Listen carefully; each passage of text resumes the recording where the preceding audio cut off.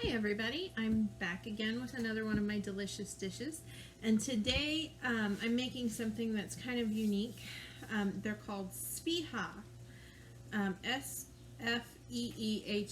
and I'm sure I didn't say it right, but they're also known as Lebanese meat pies. We live in central Kansas and we're all familiar with bierocks, and these are kind of like bierocks but different. So first, let me tell you what I've got going back here on the stove. I've got a little skillet with a little bit of vegetable oil and some pine nuts. I don't know if you can see those real well somewhere. And they're just toasting at a low heat. These toast very quickly. You can smell when they're getting toasty. So I start these and I don't walk away. Okay, because they burn really, really quick. They don't take any time at all. They kind of smell like popcorn. If you ever make popcorn on the stove, they kind of have that nutty aroma. And they toast up really, really quickly, and they get some good color on them. Okay, so those are going to take just a minute. Now, a Sfeeha is a Lebanese meat pie. Like I said, it's kind of like a bierock, in that it's a pocket filled with meat. In this case, it's lamb with caramelized onions and pine nuts. If you've never had lamb, I understand. Lamb is crazy expensive, like more than a T-bone steak expensive, and I don't buy it very often, but several weeks ago I lucked out and I was able to find ground lamb. Look at that. Do you see that? 99 cents a pound. You can't buy hot dogs for 99 cents a pound. So I lucked out. I bought everything they had, and today I'm making lamb. So let me put this back in the fridge. Okay, so my pine nuts are just about done. If you can see that, can you see that? See how they're getting nice and golden and toasty? That's what you want to see. They smell wonderful. Okay, I'm just going to let those go for just a minute longer. Okay, because no one wants to watch me brown 6 pounds of meat, I've already done that. This is 6 pounds of lamb, and it's salted and peppered while I brown it. It's just the lamb, okay? If you don't like lamb, you can definitely use deer. Deer is a good substitute if you're a hunter or know someone who is. If you don't like that, you can definitely use a combination of beef and pork, or just beef by itself. I've made these several times with just beef, and it turns out just fine. But anyway, 6 pounds of ground meat. Yes, I did this recipe times 6 because I'm going to put a bunch in the freezer. So a normal recipe is 1 pound, but I'm freezing some. So, okay. All right, and that is my oven telling me it's hot. And I'm going to turn off my pine nuts. All right, can you see those? See, there's some of them are browner than others. They've got a good color to them all over. They smell amazing. Pine nuts can be kind of pricey too. You can find them with like the banana chips and the dried fruit and brittles and that kind of thing in the store. And they're a little bit more affordable. Or you can find them on clearance once in a while too. That's when I usually buy them. If you don't want to do pine nuts, cashews are a good substitute, and they're a little bit easier to find and a little bit less expensive. Okay, so I have browned my lamb. Now, lamb has a good amount of fat on it. After I browned everything, I drained a bunch of the fat off. I don't know if you can see that. It's white fat in a white cup. Of course you can't see it. But there's a lot in there. Okay, it's got a good amount of fat on it. Drain that off. I left about 1/4 cup in the pan, And that's what I needed to make my caramelized onions. Now, look at these babies. Oh my gosh, I love caramelized onions. Okay, so this is the other main ingredient in Lebanese meat pies. This is a lot of onions. This is actually 4 quarts of onions. I just did a coarse chop on them. Left about 1/4 of a cup of the lamb drippings in the pan, and I caramelized them. Okay, so you just put them in there and be patient. This took, for this many onions, it took about 30 minutes. So it does take some time, but you just have to be patient, stir it every once in a while, make sure that you're doing this on the bottom of the pan, you know, scrubbing the bottom of the pan, getting all the brown bits off. That's what turns your onions colors, and that's where the flavor is, okay? If you look at the bottom of my pan, you will see that there's nothing really stuck to it. It's because I've scrubbed it all off with the onions, and the flavor is now in the onions and not in my pan. Okay, so lamb, meat, onions. I'm just going to dump this in here. It's a large amount of onions. 4 quarts of onions cooks down a lot, however. So I'm probably down to a quart and a half by the time they're all caramelized. Okay, put him over here. Okay, onions and lamb, I'm just going to mix him up a little bit. Just like that. Just to start everything going through. And then my pine nuts go in.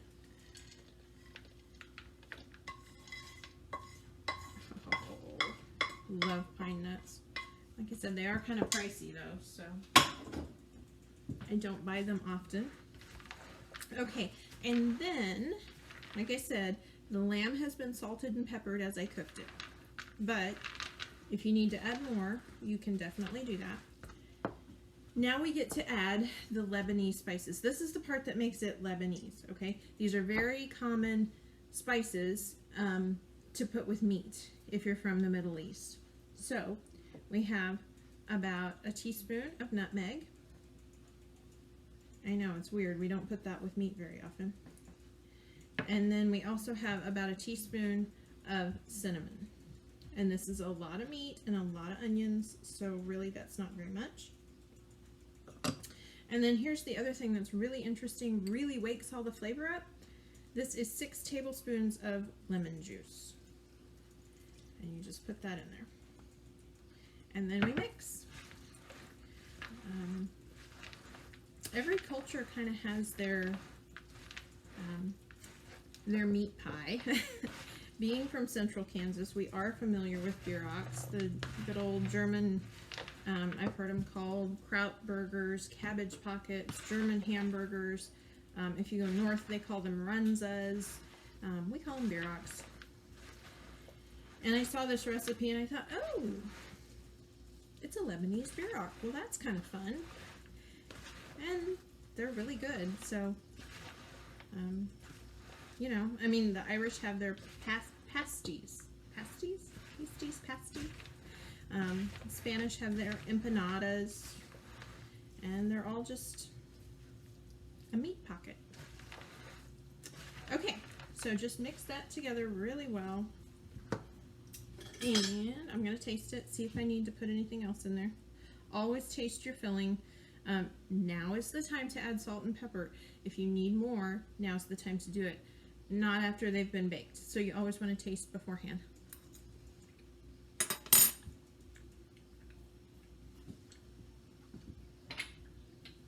I think I need some more salt. And probably some more pepper too. I know it looks like I'm salting a lot, but I'm really not. Okay, and now I'm going to sneeze, I'm sure, from all that pepper. So bear with me. Okay, give it another good mix. And then we are ready for the assembly. Now, I'm gonna let you in on a little secret. Actually, it's a big secret. When I make bierocks, and I go to all that trouble to brown my hamburger and shred my cabbage and all that, and the same applies for these. All right, when I go to all the trouble to do that, I don't make the dough. I take a little help from the store, and I use store-bought dough. And if I sneeze, I'm sorry, I'm fighting it. I use store-bought dough, and I use the Texas-sized rolls because they're bigger and they hold more, and I find that they don't, the dough does not tear nearly as badly. So I just use the frozen bread dough and thaw it out, and they're pre-portioned. You know, you've gone through all this work. Take a little help from the store, okay? All right, so I really want to concentrate on the assembly here because this is the important part. We can all brown meat, we can all caramelize onions, we can all mix it all up in a bowl, but the assembly is the important part, okay? So,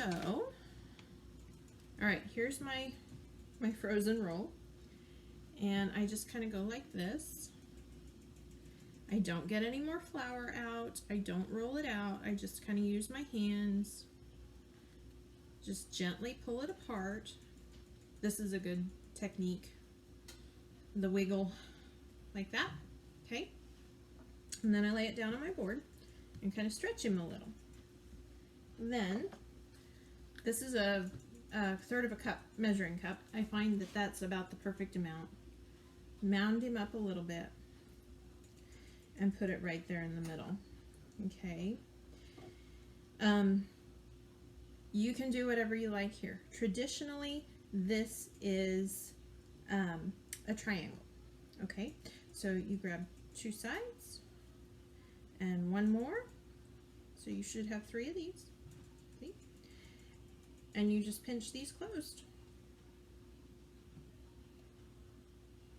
And doesn't matter if they're lopsided. It's not supposed to be perfect. Do you see how that's a triangle? Can you see with my light coming in my window? It's just a triangle. That's it. With a bierock, usually I put it seam side down. These I leave seam side up so you can see it. Here's my regular cookie sheet. Nothing fancy here. We'll put him right there. And just put him on there. Okay, do you want to see that again? Okay. So here is my frozen roll. And I'm just going to work him out gently. Just work gently. Don't get the middle too thin or it will tear and then you'll have a mess. Okay, and kind of do the wiggle and pull him apart till it's about that big.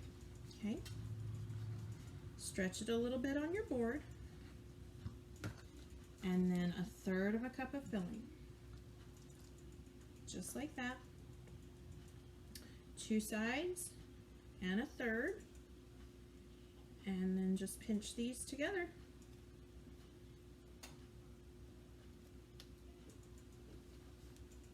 Very simple. Very simple. Okay, so now the reason I don't use flour on the board or on my hands is because, for one, you don't really need to, but another is that if you get carried away with this and you get a hole in your dough, yes, the flour keeps it from sticking to the board, but it also keeps it from sticking to itself. So if you need to patch a hole, you've kind of created a problem. So I do not put any extra flour down. You don't really need to. This is a wonderful, wonderful dough to work with. It's all kneaded correctly, and you just don't need to. See, look at how fast these go. We already got 3. Ta-da! Okay. So pretty simple stuff, right? browning meat, caramelizing onions, yes, it takes time. Yes, you have to be patient. When you caramelize your onions, you need to do it over about medium heat, and you need to stay close. It's going to take 20 to 30 minutes, but if you walk away, your onions are going to burn, and oh, that's just not good. Nobody likes a burnt onion. At least I don't like a burnt onion. Okay, simple stuff. Here's another one ready to go. And like I said, if you don't like lamb, I understand. It's not something that I grew up with. Probably because it's terribly expensive. But again, if you're a hunter or know someone who is, deer meat is a wonderful substitute. But if you just have beef or pork, that's fine too. Okay, all right. This one, I don't know if you can see it. He's getting very thin because I'm talking too much. Okay, so if this happens, and it will, this is why you don't want extra flour. So what I can do is I can just kind of fold that over and push it back together. Okay, and then just gently wiggle him back out. Okay, no problem. It just got a little thin. He's still good to go. That is not a problem at all. See how you fix that? Easy. Okay, so this is number 5 of my tray of 6. When I get number 6 on here, they're going to go into the oven, preheated 350-degree oven for 10 to 12 minutes, maybe a little bit more, depending on your oven. All ovens are different. It may take closer to 15, but just till the dough is cooked through. Okay? Simple stuff. Sfeeha, or Lebanese meat pies. Okay? This is number 6, guys, so I'm going to get these in the oven. Until next time, happy cooking. I hope you try this. I know it has some different spices that we're not used to seeing with meat, but believe me, it's delicious. Okay? Happy cooking, everybody. We'll see you later. Bye-bye.